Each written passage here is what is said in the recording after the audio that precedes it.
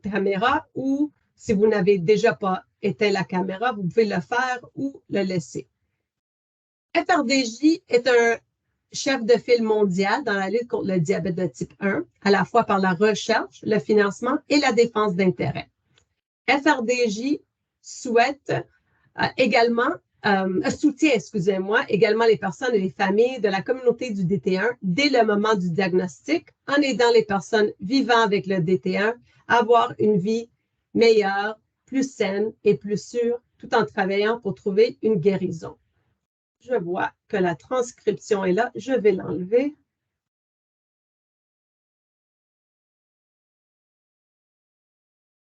Attends. OK. Nous organisons également une série de discussions virtuelles le 4e mercredi de chaque mois qui recommencera au mois de septembre. Alors, il s'agit d'une opportunité non structurée de se connecter avec d'autres sans programmation formelle. Alors, pour en savoir plus, vous pouvez s'inscrire à la prochaine série. Veuillez visiter frdj.ca. Et aussi, je vais mettre le lien dans le chat. Notre prochain événement, Parlons DT1, aura lieu le mardi 25 octobre et on discutera du crédit d'impôt pour personnes handicapées et le REI. Il y a eu beaucoup de changements cette année pour le crédit d'impôt, alors ça serait une séance très intéressante. Alors, juste quelques articles, quelque chose points ménagers et techniques. Il y a un bouton pour lever la main. Alors, si vous avez besoin d'éclaircissement pendant la présentation, vous pouvez lever la main. Nous avons également une fonction de chat et nous encouragerons toutes les questions à commenter dans le chat et nous essaierons de répondre. N'hésitez pas de quitter la réunion quand vous le souhaitez si vous ne pouvez pas rester pendant toute la session. Nous fournirons aussi une adresse électronique de contact de FRDJ dans la fonction de chat. Et aussi, la séance sera enregistrée et disponible sur notre chaîne YouTube demain. Alors, c'est avec un grand plaisir, je vous présente ce soir notre conférencière Mirza Bello. Elle est résidente de la Rive-Sud de Montréal et maman de 2 filles, dont la plus vieille, Kaléa, est atteinte de diabète de type 1 depuis l'âge de 8 ans. Depuis ces 7 dernières années, elle accompagne et supporte sa fille dans la gestion de son diabète. Kaléa et Mirza participent depuis plusieurs années aux activités de sensibilisation sur le diabète de type 1 pour FRDJ et vont revenir avec nous à Ottawa en novembre. Alors, on est très contents. Alors, cette présentation est aussi en collaboration avec Diabète à l'école, qui est la première initiative nationale axée sur les besoins scolaires des enfants et des jeunes atteints de diabète. Alors, à toi la parole, Mirza. Merci, Rosalie. Bonsoir tout le monde. Je suis contente d'être avec vous ce soir pour vous présenter un peu les outils qu'on a à notre disponibilité pour aider à l'intégration de nos enfants à l'école et aussi un peu de vous donner un peu de mes expériences par rapport à gérer le diabète de notre enfant à l'école. Donc, des objectifs de la séance est vraiment apprendre à se préparer au retour à l'école quand on a un enfant atteint du diabète de type 1. Connaître les ressources pour nous aider à se préparer à cette entrée-là. Apprendre à vous assurer que l'école de votre enfant est prête à recevoir votre enfant. Puis aussi d'avoir un moment d'échange de nos expériences, nos succès, poser des questions. Donc, comme Rosalie l'a mentionné, ma fille a été diagnostiquée en août 2015, donc juste à quelques semaines d'une entrée scolaire. Donc, ça a fait beaucoup de choses à gérer dans cette première année. Donc, apprendre ce qui était le diabète de type 1, apprendre à gérer cette maladie-là et préparer Kaléa à son entrée là, en 3e année en 2015. Donc, depuis, ça fait 7 entrées scolaires qu'on vit. Donc, c'est sûr que là, maintenant, Kaléa est rendue une adolescente de 15 ans au secondaire. Au secondaire, c'est un peu plus, c'est différent là, par rapport au primaire, bien sûr. Donc, avant de rentrer dans le vif du sujet, là, on va vous présenter une petite vidéo. Donc, c'est quoi les droits de nos enfants? par rapport au diabète là, et à l'école. Donc, je pense.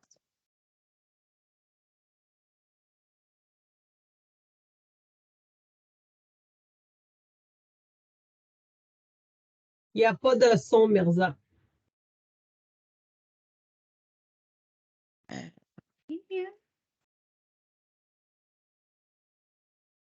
Ce sera pas long, je vais voir ce que je vais faire.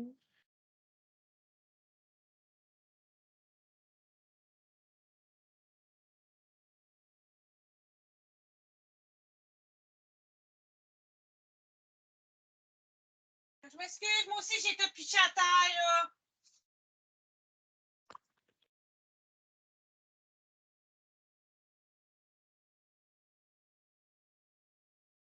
là. Je vais repartager, je vais voir Rosalie.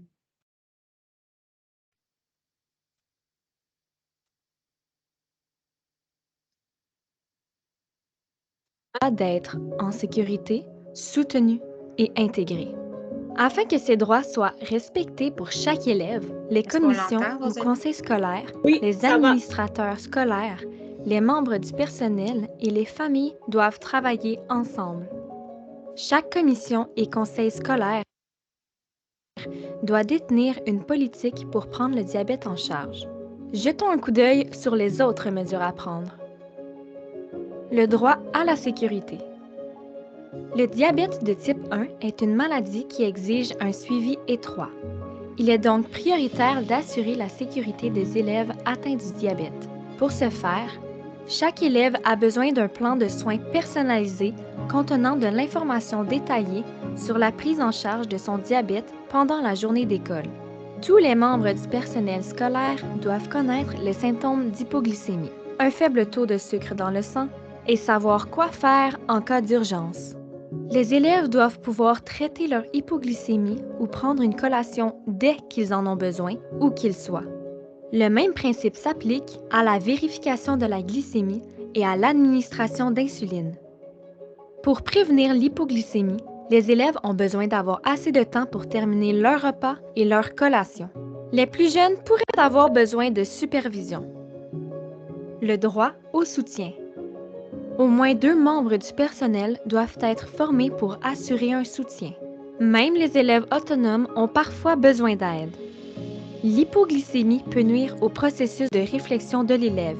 S'ils font de l'hypoglycémie avant ou pendant un examen, ils pourraient avoir besoin de plus de temps pour le terminer. Lorsque leur glycémie est élevée, les élèves pourraient avoir besoin d'aller plus souvent aux toilettes. Il faut le leur permettre. Le droit à l'intégration.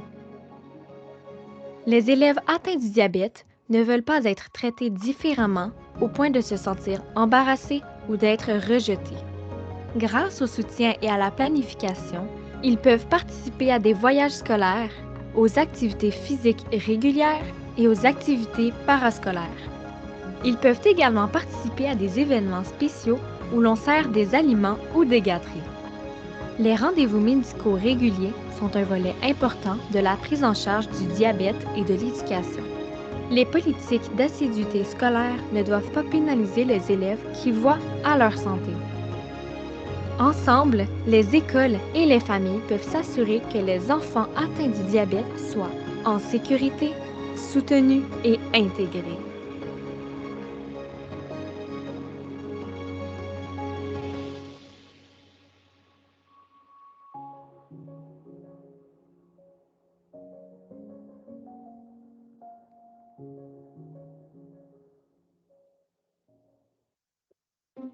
Le diabète.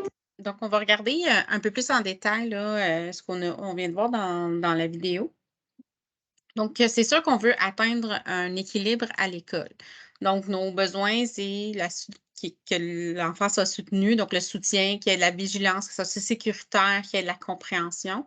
Mais il ne faut pas oublier que nos enfants sont des enfants. Donc, tu sais, les enfants, ils veulent s'intégrer, ils veulent être comme les autres. Tu sais, c'est un enfant en premier, ensuite, il y a le diabète de type 1. Donc, ils ne veulent pas se sentir stigmatisés. Donc, c'est très important là, de trouver cet équilibre-là pour que aussi votre enfant ne rejette pas non plus le diabète ou son diagnostic, etc. Mais on veut s'assurer qu'il soit en sécurité, fait que c'est vraiment important de trouver cet équilibre-là. Donc ici, je vous présente deux documents, donc des références utiles qui sont disponibles en français. Donc, un, c'est de la Société canadienne de pédiatrie et Groupe canadien d'encrinologie pédiatrique.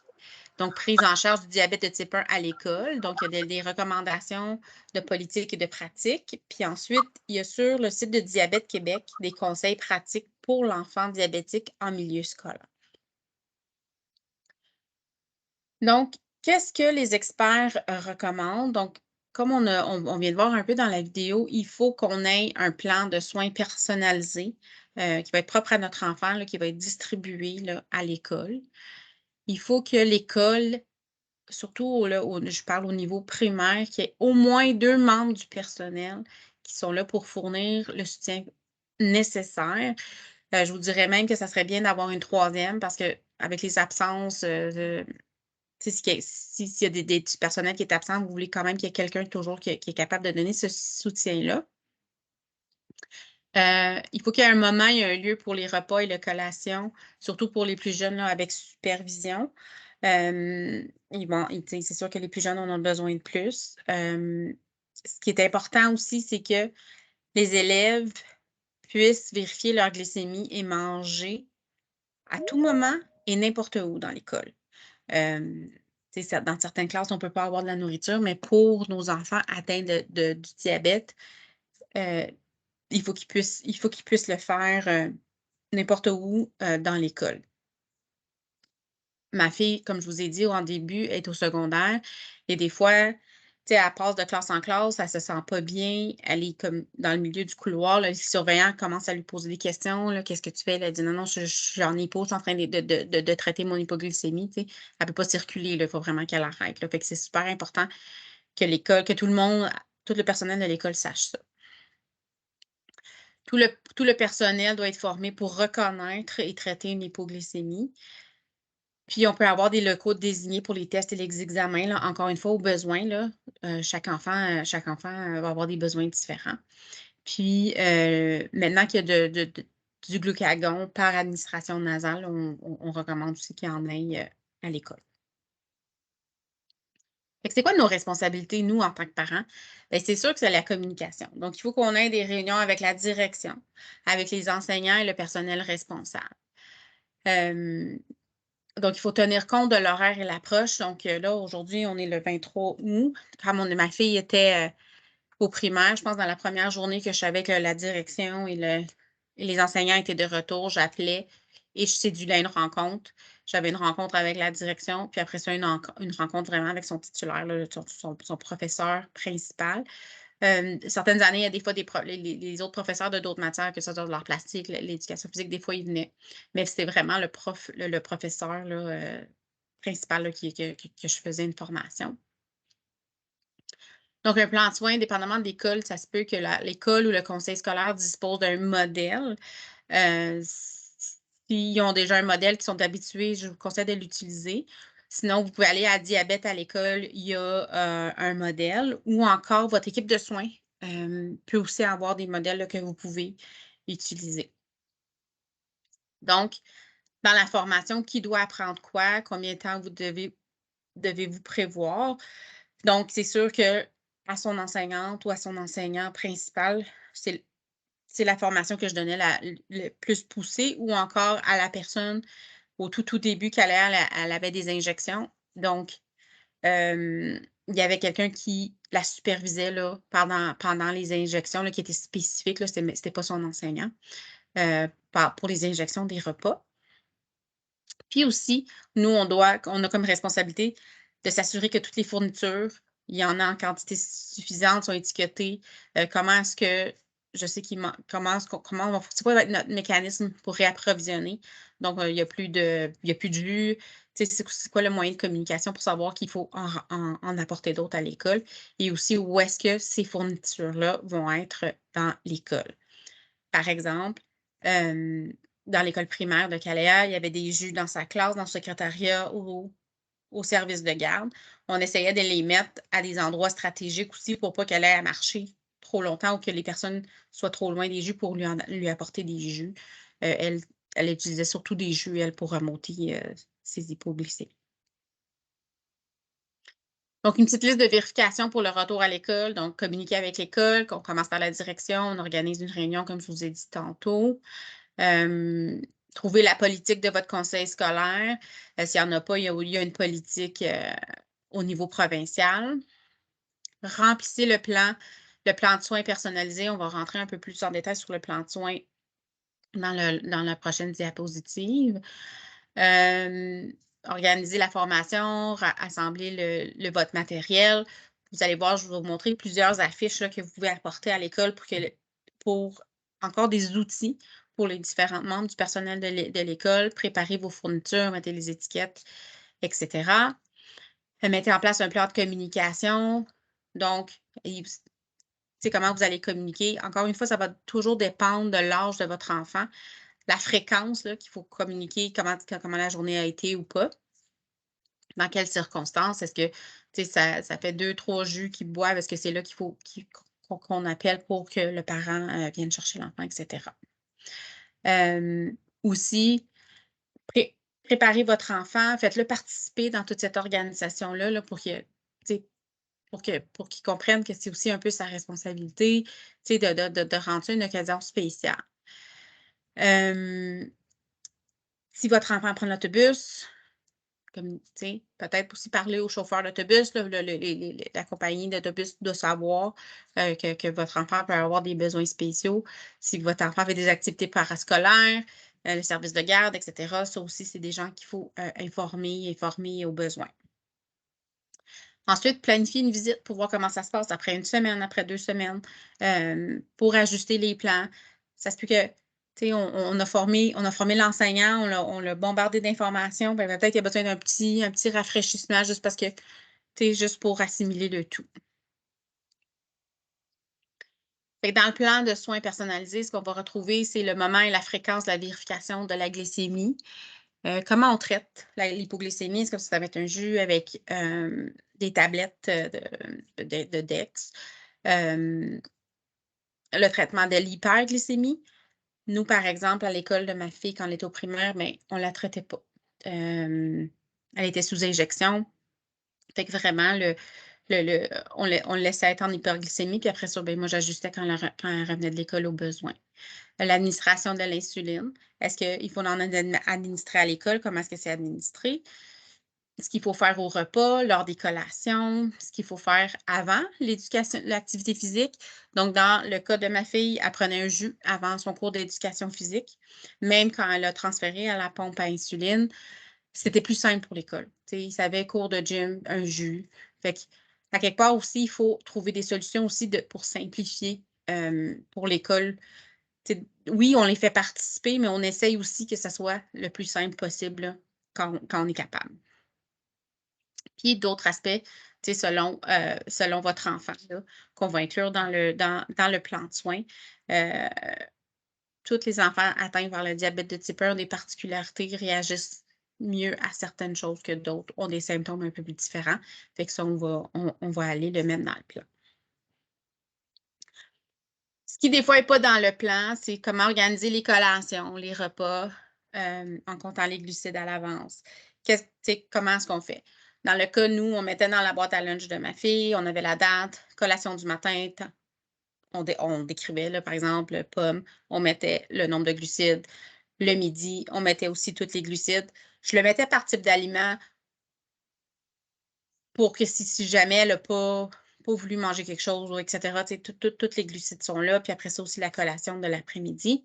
Il y en a que c'est ils l'étiquettent, ils écrivent des étiquettes sur les aliments. Il y a une carnet de notes, etc. Tous les moyens sont bons. Il faut trouver ce qui est le meilleur pour vous et la personne qui est en train de superviser votre enfant du côté de l'école. Aussi, qu'est-ce que vous allez faire en cas de sortie? Ça ne va pas être nécessairement dans le plan, mais il faut y penser. Donc, moi, la première sortie scolaire que ma fille a faite, j'étais parent bénévole. Comme ça, pour un peu voir comment ça se passait, puis pour un peu rassurer le professeur. Je vous dirais que par la suite, elle a fait plein de sorties, tout s'est super bien passé, je n'étais pas là nécessairement, mais C'est sûr que des fois, il y a des petits pépins. Il y a eu un pépin dans sa dernière sortie en 6e année, il y avait un dodo, puis là, c'était un peu trop pour ça a été une coche de trop pour l'enseignant, fait que je suis allée la chercher plus tôt, mais au moins, elle a participé à une partie. Fait qu'on veut vraiment qu'il participe le plus possible à tout. Comment aussi gérer la nourriture lors d'événements spéciaux. Des fois, il y a des collations spéciales à l'école. Des fois, il y a des muffins, des gâteaux. Encore une fois, il faut juste voir comment le gérer. Dans les situations où il y avait un événement, mais je ne sais pas nécessairement avisé, ben, ma fille, elle ramenait à la maison. T'sais, elle prenait, elle ne mangeait pas nécessairement avec les amis, mais elle revenait, puis donc calculait ensemble pour voir c'est quoi les glucides. D'autres fois, il y a eu des sortes, des épluchettes de blé d'Inde. Fait que là, je communiquais avec l'école. OK, mais un épi, c'est tant, pour qu'on fasse le calcul pour qu'elle puisse aussi participer à cet événement-là. Fait qu'encore une fois, une collaboration qu'on a avec l'école. Fait qu'ici, des fois, il y a des changements d'habitude, d'activité. Fait que là, c'est encore une fois d'avoir cette collaboration avec l'école. Je vous dirais que pour moi, présentement, au secondaire, les enseignants suppléants, je vous dirais que c'est, pour moi, pour ma fille, ce qui est le plus problématique. Parce que ce qui est important, c'est que les infirmières de l'école vont informer tout le personnel en début d'année qu'il y a tant d'élèves atteints du diabète de type 1, puis qu'est-ce qu'il faut faire, les signes de hypoglycémie, d'hyperglycémie, etc. Ils vont tous leur donner vraiment une information générale, fait que tout le monde, mais les suppléants ne sont pas nécessairement là à cette première rencontre-là. Donc, ce n'est pas nécessairement des personnes qui ont été informées. Mais ce que je vous dirais au niveau du primaire, c'est de voir avec le professeur s'ils peuvent avoir une fiche avec certaines informations toutes simples pour qu'au moins l'enseignant suppléant sache qu'OK, bien, il y a quelque chose de différent ou des suivis à faire. Fait que c'est important dans ce cas-là parce que c'est pas. On les rencontre pas en début d'année, les enseignants suppléants. On ne sait même pas quand ça va se passer puis ça va être qui. Là. D'autres références utiles. Donc, ces 2 documents-là qu'on vous met à l'écran peuvent aider le personnel de l'école à mieux comprendre les situations hors normes. Donc, ils expliquent certaines raisons qui sous-tendent les éléments du plan, insistent sur le message voulant qu'une bonne planification et une bonne collaboration n'affecteront pas l'intégration de l'enfant et le déroulement des activités à l'école. Fait que je vous invite à aller sur le diabète à l'école là, pour aller chercher ces outils-là. Donc, c'est souvent, un peu comme je vous explique, à nous, parents, d'aller donner de la formation aux enseignants, aux établissements scolaires, parce que les cliniques n'ont pas nécessairement les ressources là, pour aller se déplacer aux écoles, donner des formations. Si jamais votre école vous dit j'ai besoin d'une formation de plus, encore une fois, le diabète à l'école, il y a 3 niveaux de formation que vous voyez. Donc, la sensibilisation, donc une formation de niveau 1, que je vous dirais que c'est peut-être plus pour tout le personnel de l'école. Ensuite, il y a le niveau 2, connaissance sur le diabète. Je vous dirais que c'est plus le personnel responsable des élèves atteints de diabète. Puis après ça, un niveau 3, donc les compétences sur le diabète, qui est pour vraiment le personnel participant aux tâches liées au diabète. Donc, quand ma fille était sous injection, il y avait vraiment quelqu'un qui était désigné à la superviser pendant les injections. Il y a aussi ces 2 affiches pour voir un peu les symptômes et comment traiter l'hypoglycémie, l'hyperglycémie. Encore des outils que vous pouvez demander à la direction d'afficher, soit dans la salle des professeurs, le gymnase. Donc, vraiment des endroits où le personnel passe souvent comme un genre d'aide-mémoire. Encore une fois, pour aider votre enfant et le personnel à être un peu plus outillés. Donc, je vous invite vraiment à aller à Diabète à l'école puis de communiquer qu'il y a ce site-là au personnel de l'école, comme eux aussi peuvent aller chercher plus d'informations sur le diabète de type 1. Donc, les fournitures, donc, on va avoir des trousses On va avoir les trousses à plusieurs endroits, là, dépendamment encore de l'âge de votre enfant ou aussi dépendamment de la technologie que votre enfant va utiliser. Mais je vous recommande toujours d'avoir en backup là, un glucomètre, des bandelettes test, des lancettes au cas qu'il y a un appareil qui arrête de fonctionner pour quelconque raison. À l'école, on met ça dans une boîte. L'école, même au secondaire, là, on a vraiment une pièce où toutes les fournitures de rechange sont à l'école au cas qu'il y a quelque chose qui arrive. Même chose pour l'insuline. Il y a toujours une fiole d'insuline à l'école, dans un frigidaire, au cas que, je ne sais pas, elle casse sa fiole qu'elle apporte avec elle là, pour quelconque raison. Des jus aussi. Ben, les noms et numéros de téléphone des parents, ça c'est sûr. Des stylos injecteurs, des aiguilles, des piles supplémentaires là, pour les appareils au cas que, pour une raison quelconque, là, les piles, ils lâchent là, pendant la journée. Du glucagon, des bandelettes de cétone.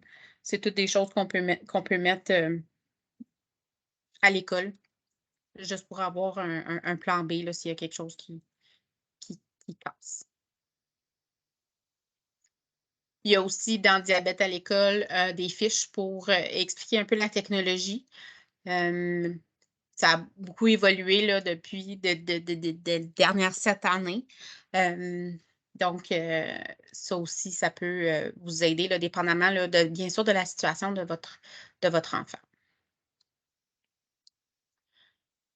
Donc, si on parle un peu de la participation de votre enfant dans la gestion du diabète, c'est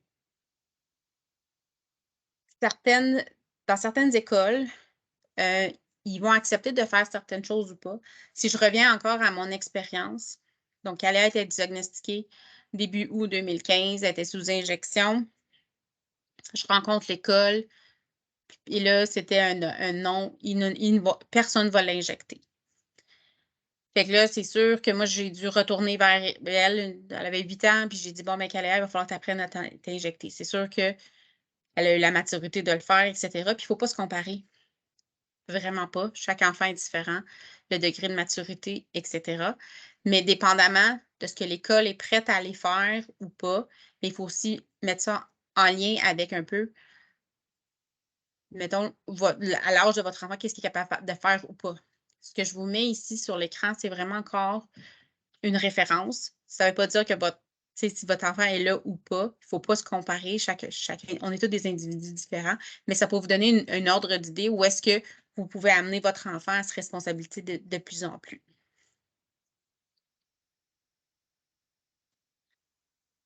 Donc, le retour à l'école en période de COVID, je vous dirais que là, c'est notre 3e rentrée, si je ne me trompe pas. Je ne m'en souviens plus. Donc, juste un petit mot pour vous dire que la vaccination maintenant est pour les enfants de 6 mois et plus et que les experts, ils recommandent que les enfants soient vaccinés pour la COVID-19, y compris les enfants atteints de diabète de type 1. Il n'y a rien qui compte, voyons, il n'y a aucune contre-indication à faire vacciner les enfants atteints du diabète de type 1. Donc, en conclusion, je vous dirais qu'il y a 3 mots-clés. Il faut s'adapter. Il faut s'adapter à notre école, il faut s'adapter au personnel, il faut s'adapter à notre enfant. Un partenariat, il faut vraiment créer ce partenariat avec nous et le personnel école. Puis la confiance. Puis je vous dirais la confiance en vous comme parent, la confiance que vous avez sur votre enfant, puis enfin, bien, la confiance que vous allez avoir avec les différents intervenants dans votre école. Fait que voilà ce que j'avais à vous dire. Je suis disponible pour répondre à toutes vos questions par rapport à mon expérience. Est-ce qu'on a des questions? Vous pouvez l'écrire dans le chat ou vous pouvez désactiver le muet, le mute, et vous pouvez poser votre question à voix haute, aucun problème. Alors, on vous invite à poser vos questions si c'est votre première entrée ou si vous avez aussi des commentaires à faire ou d'autres trucs et astuces à offrir. On est très content Arrozo, à toi. Oui, bonjour. Allô, ça va? Ça va bien, vous? Oui, ça va très bien. Oui. Alors, j'ai un petit bonhomme qui va entrer au secondaire cette année, donc en première fois au secondaire. Donc, secondaire 1, j'ai déjà rencontré la directrice et j'ai une question concernant le tiers-temps, le fameux tiers-temps Ah que oui. les enfants, bon, avec le diabète, ont le droit. La directrice me disait que elle, à son école, elle ne l'offre pas aux enfants. C'est vraiment selon le besoin. Donc, avec elle, on ne va pas l'écrire donc dans le plan d'intervention de mon enfant. Mais j'étais un peu mal à l'aise parce que moi, je pensais qu'on allait pouvoir l'écrire. Au primaire, je ne l'ai pas demandé parce qu'il n'y avait pas ce besoin-là. Mais au secondaire, on sait que c'est différent. Ça va être beaucoup plus exigeant. Donc, j'aimerais avoir votre expérience à vous, Madame Mirza. Là, comment que vous faites avec le tiers-temps? Moi, ma fille, elle l'a pas, là, mais tous ses amis l'ont. Tous ses amis de diabétiques. Parce que c'est drôle, on a eu cette conversation aujourd'hui. Parce que ma fille, elle participe dans un camp pour enfants diabétiques, puis ils ont tous le même âge. Et tout le monde y a droit. Fait que je suis très surprise que votre directrice vous dise de ne pas le mettre. Parce que je vous dis, là, tous ses amis diabétiques ont le tiers-temps. Fait que je suis très surprise. Et OK. moi, je dois dire aussi, aux besoins aussi, bien sûr, si tout se passe bien pour son examen, il n'y a pas d'hypo, d'hyper, tout va bien, puis il peut finir à temps, tout est beau. Il offre à tous ceux qui ont un plan personnalisé pour tous les enfants, si on le ADH, d'autres choses. Alors, même si elle dit qu'elle ne va pas le mettre, vous pouvez l'écrire aussi dans le plan quand ça arrive. Vous pouvez insister de l'avoir aussi. Parce que moi, je trouve que tu devrais insister ou aussi parler à l'école toujours. C'est pas juste la directrice qui est responsable ou le directeur, c'est tout le personnel ressources. Parce que c'est avec eux que vous allez faire affaire pour le plan personnalisé. Là. Pour le PIE, c'est vraiment, c'est vraiment eux autres. Alors, Puis, moi, je pense. est-ce que vous avez parlé à l'infirmière de l'école déjà?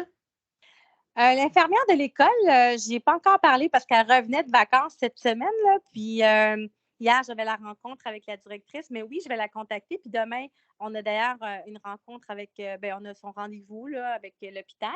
Mais en fait, ce que la directrice me disait, c'est que à son école, à l'école de mon enfant, le tiers-temps, si on le prend, il faut le prendre systématiquement à chaque fois qu'il y aura un examen important, on va dire. Donc, elle dit que les enfants qui ont le tiers-temps doivent quitter la classe, aller dans un autre local et ils ont le tiers-temps. Mais elle m'a dit qu'elle ne me le conseille pas parce que elle m'a dit d'attendre de voir comment ça va se passer, puis éventuellement, peut-être qu'on pourrait l'ajouter. Mais moi, je pensais que le tiers-temps, c'était vraiment si jamais dans un examen, il y a une hypo ou une hyper, bien là, il va pouvoir avoir son tiers-temps. Mais elle me disait que c'était systématique, que si c'est écrit dans le plan, il faut quitter la classe, aller dans un autre local avec une surveillante et avoir le tiers-temps à tous les examens. Je ne pourrais pas vous le dire, mais parlez à l'infirmière. Ça, c'est nouveau pour moi aussi. Oui. J'avais un C'est enfant ça. qui avait. Moi, j'avais à l'école de mon fils, il y avait le tiers-temps, mais lui, c'était au cas qu'il avait besoin. Et puis, c'était juste ça. Je le prends, il veut lever la main, je prends mon 15 minutes, puis OK. C'était juste comme ça, au besoin. C'est ça. Moi aussi, je pensais que c'était simple comme ça, mais là, ben oui, je vais vérifier. Je vais vérifier avec tout ça, avec les autres membres du personnel. Puis juste au niveau du secondaire, là, j'ai plus focusé sur le primaire parce que le primaire, c'est ce qu'on est normalement, on est plus préoccupé. Mais au niveau du secondaire aussi, ce que je fais avec ma fille, c'est que l'infirmière, elle parle à tous les profs. C'est sûr que moi, je ne vais pas aller voir tous ses profs, mais je demande à elle d'aller se présenter. Tu sais, que c'est elle, tu sais, qui a le diabète, puis tu sais, qu'il va y avoir des machines qui sonnent. Pour qu'on sache que c'est elle puis que c'est pas elle qui niaise sur son téléphone. Là, fait que moi, je lui demande, elle n'aime pas toujours faire ça, Mais j'insiste, comme ça, les profs, ils savent. Puis il y a eu une problématique l'année passée, puis la titulaire m'a appelé, puis elle a tout de suite réglé là, par rapport aux surveillances de couloir. Fait que, c'est pour ça que je trouve que c'est important que l'enfant avise, ben c'est moi. T'sais. Tout à fait. Juste une autre petite question. Dans le fond, le tiers-temps, c'est autant en hypo qu'en hyper, c'est ça? Je crois que oui. Oui. Et est-ce que c'est aussi pour les cours d'éducation physique ou là, c'est vraiment pas important? Parce que moi, mon garçon me disait que quand il est en hyper, pour lui, des fois, c'est difficile de faire un examen en éducation physique parce qu'il se sent fatigué. Disons qu'il ne va pas faire une belle performance. Mais c'est sûr que s'ils sont en train de faire un test physique puis il est en hypo, c'est sûr qu'il ne le fait pas. Là. Il va être assis, puis il va s'asseoir, puis il va traiter. Ouais. Puis s'il perd, il ne se sent pas bien, mais il faut qu'il communique aussi. C'est ça. Moi, je pense pas que c'est un tiers-temps, mais je pense qu'ils vont juste le reprendre. Mais ça, encore une fois, je pense que c'est à chaque établissement. Parce que, tu sais, ma fille, elle me dit, ah, maman, je suis encore en hypo, j'ai raté la moitié de mon cours. Puis, tu sais, elle est juste fâchée parce qu'elle ne peut pas faire son cours. Mais je veux dire, elle ne perd pas de points, elle ne perd pas rien. Là. C'est juste, elle ne peut pas. OK. Parfait. Puis j'ai peut-être une dernière question, puis je vais laisser la chance aux autres. La directrice, elle m'a présenté le plan, puis elle dit que pour cette école-là, la façon de fonctionner, c'est que si mon enfant quitte la classe pour aller à la salle de bain, même si tout va bien, même s'il n'est pas en hypo, ben, il y aura quelqu'un qui va l'accompagner. Mais là, j'étais très, très ambivalente, si on peut dire. Puis là, je lui ai dit que je vais revenir parce que mon garçon, il n'est vraiment pas d'accord avec ça, là, parce qu'au primaire, bon, c'est sûr que c'est plus petit, mais au primaire, il allait à la salle de bain comme tous les autres enfants de façon autonome. Mais la directrice me disait que là, l'école est plus grande, que c'est plus sécuritaire pour les enfants diabétiques de toujours avoir un ami qui les accompagne à la salle de bain. Qu'est-ce que vous, votre expérience, c'est quoi? Non. Moi, ma fille est juste accompagnée si elle est en hypo. Parfait, c'est ça. Parce qu'il n'y a pas, en termes de risque, il n'y a pas tant de risques que l'enfant tombe. Ben, je connais pas votre garçon, mais votre garçon, il le sent, ses hypos? Tout à fait. Il va pas aller aux toilettes. C'est s'il le sent, là. En tout cas, non, moi, je pense pas. Il faut pas faire ça parce qu'on est en train de le différencier encore plus. Bien, c'est ça que je me disais. Puis, connaissant mon garçon, il acceptera. De toute façon, il l'acceptera pas. Non. C'est ça. Moi, puis, moi, j'ai tendance. Tu sais, l'école a dit quelque chose, mais si je suis vraiment pas d'accord, je dis, ben non. Je l'accepte pas, là, mais moi, c'est plus moi, là. Moi, je pense pas qu'il faut faire ça. Non, c'est ça. Ben, mais encore une fois, je vous dis, parlez à l'infirmière. Parce qu'à un moment donné aussi, à l'école secondaire de ma fille, je m'en souviens plus de la situation. Ah oui, il voulait qu'elle aille quand elle était en hypo, il voulait qu'elle aille au local des surveillants. Oui. Fait que là, moi, quand j'ai parlé à l'infirmière, je dis, elle est en hypo, elle va pas marcher jusqu'au local des surveillants. Au pire, quelqu'un va, si elle a plus de jus, quelque chose, quelqu'un va le chercher et il faut l'amener, mais elle va pas marcher jusqu'au. Puis là, l'infirmière, elle a dit non, non, non, non. Puis là, elle est toute allée corriger ça. C'est pour ça que je vous dis, il faut parler à l'infirmière. Parfait, merci beaucoup. On va laisser parole à Amélie. Oui, bonjour, ça va bien? Oui, merci. Je vais juste savoir, parce que là, on parlait un petit peu des examens. Moi, ma fille est en 5e année. Puis, je me demandais juste si c'est une bonne pratique. Je suis en train de remplir le plan d'intervention tantôt, justement, pour demain, pour aller rencontrer l'école. Est-ce que c'est une bonne pratique, avant les examens, de peut-être faire que mon enfant se scanne 15 minutes avant, puis qu'elle ajuste, si jamais elle est sur le bord d'être en hypo ou de quoi, qu'elle prenne tout de suite de quoi, au lieu d'attendre que peut-être que pendant l'examen, ça vienne et elle devra quitter la classe. Est-ce que c'est quelque chose qu'on peut mettre dans le plan d'intervention? Oui, vous pouvez, oui. OK. Parce que je viens d'avoir un flash. Je n'ai jamais pensé à ça. C'est sa 3e année. Là. Fait que je viens d'avoir un flash. Là, je vais rajouter ça là, pour. Oui, de la même façon, je disais à ma fille quand elle marchait, je dis tu checkes ta glycémie avant d'entreprendre ta marche vers la maison ou tu sais, de penser à ce qu'elle va faire. Fait que c'est la même chose pour l'examen. Elle va faire l'examen. Bon, mais je vais checker ma glycémie, voir si je suis correcte, puis je vais pouvoir faire l'examen tranquille. OK. C'est ça. C'est comme la même conversation aussi pour les téléphones cellulaires. À l'école, ils n'ont pas droit au cellulaire, mais c'est juste les enfants qui ont le DT1, ont besoin de technologie, qui ont droit à leur cellulaire. C'est vraiment de parler aussi pour dire, hey, ça, c'est l'exception, d'être sûr qu'on peut bien le faire. Est-ce qu'il y a d'autres questions? Parce que comme Julie dit dans le chat que c'est le code 33 du ministère de l'Éducation que vous pouvez utiliser, bien sûr. Et bien sûr, moi, je trouve que c'est mieux de mettre tout sur papier, puis si on n'a pas besoin de l'utiliser, qu'on ne l'utilise pas au lieu de l'inverse, de se faire la grosse bataille pour quelque chose après. Mais tu sais, encore une fois, une conversation que j'ai avec ma fille aujourd'hui, elle dit, ah, maman, pour les examens des ministères, je peux rien avoir sur ma table. Je peux pas avoir de nourriture. Je peux pas... Puis là, je suis comme, oui, toi, tu peux. Exactement. Il y a toujours tu peux avoir ton comme ça. glucagon, tes jus, tu peux. Tu sais, je m'en fous qu'est-ce que tout le monde te dit. Toi, tu peux. Exactement. C'est comme quelqu'un avoir une pompe d'asthme, quelqu'un avoir quelque chose d'autre qu'ils ont besoin. C'est absolument, oui. C'est comme une chaise. Tu sais, si quelqu'un est en chaise roulante, elle ne peut pas aller dans la chaise roulante parce que c'est l'examen. C'est la même chose, là. Est-ce qu'il y a d'autres questions? Ça a l'air que pas, mais je conseille, comme Mirza a dit plusieurs fois durant la présentation, d'aller vraiment sur Diabète à l'école.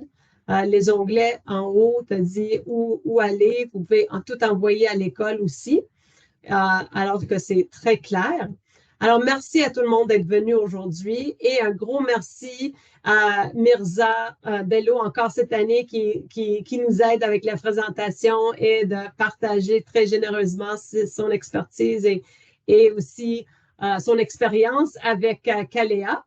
Un rappel qu'un courriel sera envoyé demain avec des informations aussi et les références, ainsi que le lien vers la chaîne YouTube et l'enregistrement. Alors, vous pouvez le partager avec d'autres personnes qui n'ont pas assisté aujourd'hui. Et nous espérons que vous avez trouvé cette conférence instructive et engageante et vous pouvez partager vos commentaires sur le courriel que j'ai mis dans le chat. Alors, un gros merci et j'espère de vous revoir à d'autres présentations ou autres activités de FRDJ Canada. Un gros merci. Bonne soirée à tout le monde.